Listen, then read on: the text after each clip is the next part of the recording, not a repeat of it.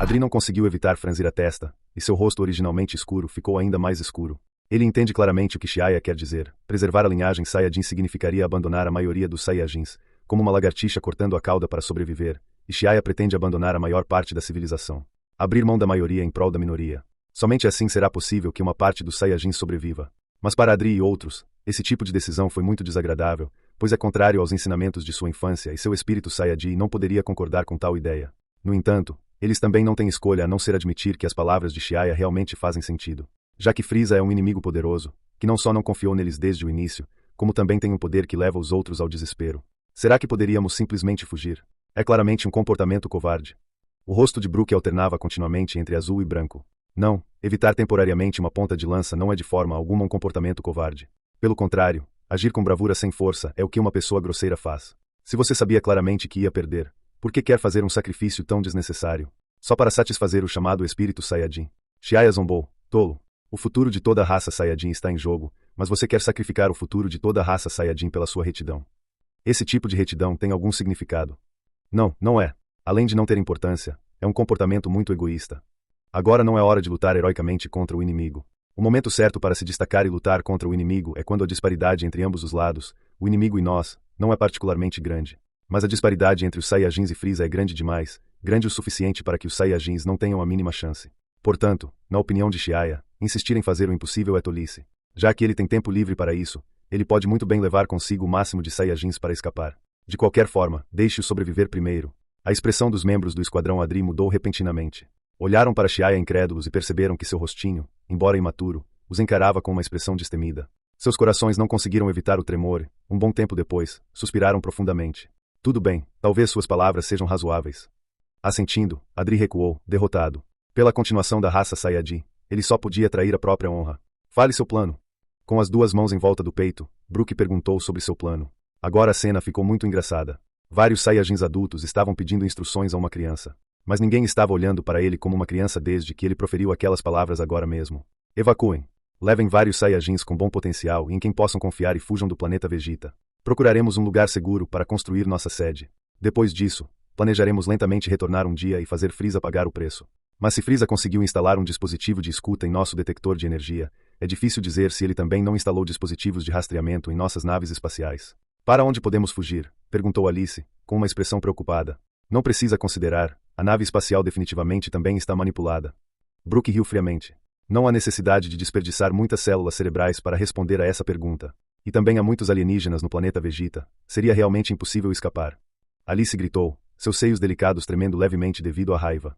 Atualmente, pode-se dizer que os Saiyajins estão em um dilema de problemas internos e agressões externas.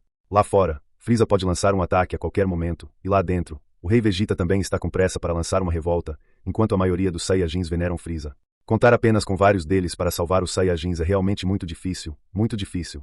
É isso mesmo, pequena, como você pode saber tanto? Rebecca perguntou em dúvida. Todos também recuperaram os sentidos. Sim, tudo o que Xiaya disse até agora pode não ser necessariamente preciso. Porque eu tenho superpoderes. Levantando a cabeça, Xiaya sorriu para eles e deu o motivo que havia preparado desde o início.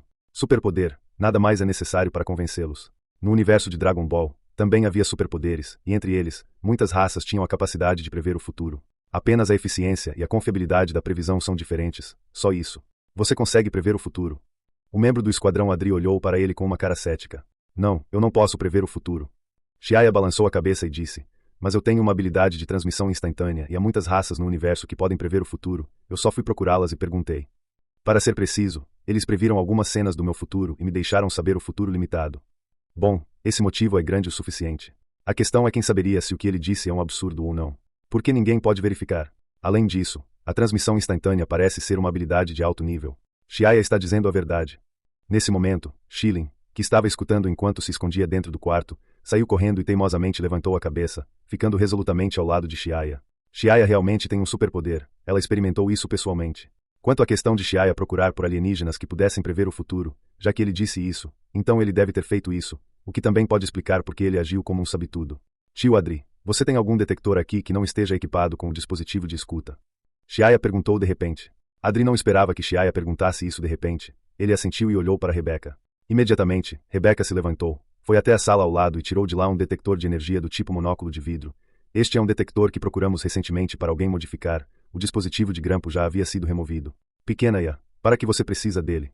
Assim como Schilling disse agora, eu acidentalmente despertei um superpoder enquanto realizava a missão no planeta Selma, e depois de algum desenvolvimento, posso usar um tipo de habilidade chamada transmissão instantânea. Todos, por favor, juntem as mãos e não as soltem, não importa o que aconteça. Chiaya gritou alto para todos que estavam em estado de choque. Embora os membros do Esquadrão Adri não estivessem claros, eles obedeceram e deram as mãos. Adri segurou a mão de Rebecca e, em seguida, Brooke, Paladi, Alice e Lizzie, um após o outro, também deram as mãos. Chiaya também segurou a mão de Schilling, e as 8 pessoas formaram um círculo de mãos dadas. Estou lançando a transmissão instantânea. Não importa o que aconteça, não soltem. Depois de terminar de falar, Chiaya fechou os olhos e começou a movimentar o superpoder espacial. Um redemoinho surgiu do vazio, e o espaço liso instantaneamente brilhou com uma luz ofuscante, como se estivesse adornado com inúmeras lâmpadas. Com o pensamento de Chiaya, a transmissão instantânea foi ativada imediatamente e várias pessoas desapareceram da sala.